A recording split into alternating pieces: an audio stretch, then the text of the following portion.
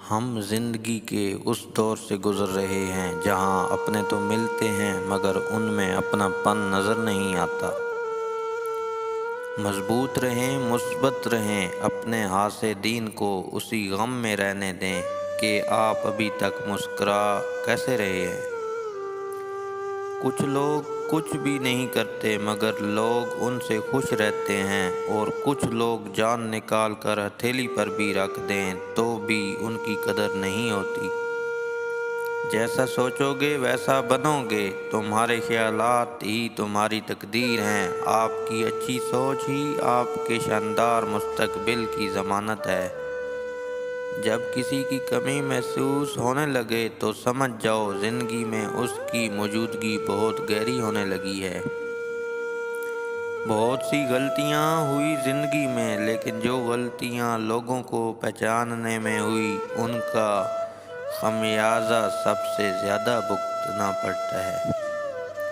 اللہ بہتر کرے گا، لیکن اگر اللہ نے بہتر نہ کیا تو ایمان رکھو اللہ اگر بہتر نہیں کرے گا تو بہترین کرے گا۔ غم کو بھی اسی طرح قبول کرو جس طرح خوشی کو قبول کرتے ہو، دونوں ایک ہی مصنف کی لکھی ہوئی ہیں۔ جو لوگ دوسروں کو اپنی دعاؤں میں شامل کرتے ہیں، خوشیاں سب سے پہلے ان کے دروازے پر دستک دیتی ہیں۔ نفرت کمزور محبت کے وجود سے جنم لینے والی وہ معذور اولاد ہے جسے پالتے پالتے نسلیں گزر جاتی ہیں۔ سب کہنے کی باتیں ہیں، کوئی کسی کا درد نہیں سمجھتا سوائے اللہ کے۔ کسی سے اتنی نفرت نہ کرو کہ ملنا پڑے تو مل نہ سکو، اور کسی سے اتنی محبت نہ کرو کہ کبھی تنہا جینا پڑے تو جی نہ سکو۔ اپنے ہاتھ سے کی ہوئی نیکی اور دوسروں سے سرزد ہونے والے گناہ کا تذکرہ کسی سے نہ کرو، یہ تمہارے کردار کا امتحان ہے۔ ہر وقت طنزیہ لہجہ رکھنے والا اپنا وقار کھو بیٹھتا ہے۔ اگر زندگی کو ہمیشہ خوشیوں کے ساتھ گزارنا چاہتے ہو تو غم زدہ لوگوں کے غم سنا کرو، کبھی دکھی نہیں رہو گے۔ خاموشی اختیار کر لینا دب جانے کی علامت نہیں، ہر بندہ جواب کا مستحق نہیں ہوتا۔ کبھی کسی کا دل مت دکھاؤ، اس کے آنسو آپ کے لیے سزا بن سکتے ہیں۔ وہ جگہ چھوڑ دو جہاں تمہارے احساس اور تمہارے الفاظ کی قدر نہ ہو، پھر چاہے وہ کسی کا گھر ہو یا کسی کا دل۔ ضروری تو نہیں کہ آپ ان لوگوں کے لیے اداس رہیں جنہیں آپ کی پرواہ نہیں، آپ ان لوگوں کے لیے خوش بھی تو رہ سکتے ہیں جو آپ کی فکر کرتے ہیں۔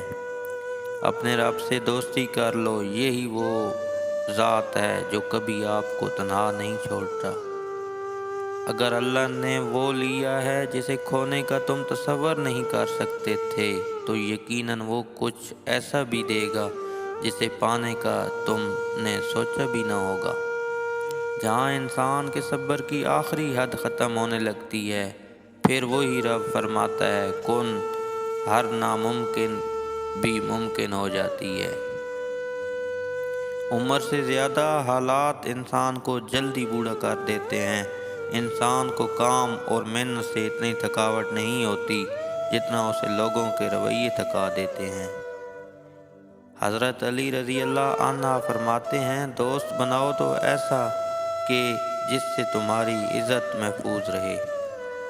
قرآن دل و دماغ کھول دیتا ہے مگر اس کے لیے پہلے قرآن کھولنا ضروری ہے، اور جس نے زندگی دی ہے پہلے اس سے تم محبت نبھا لو۔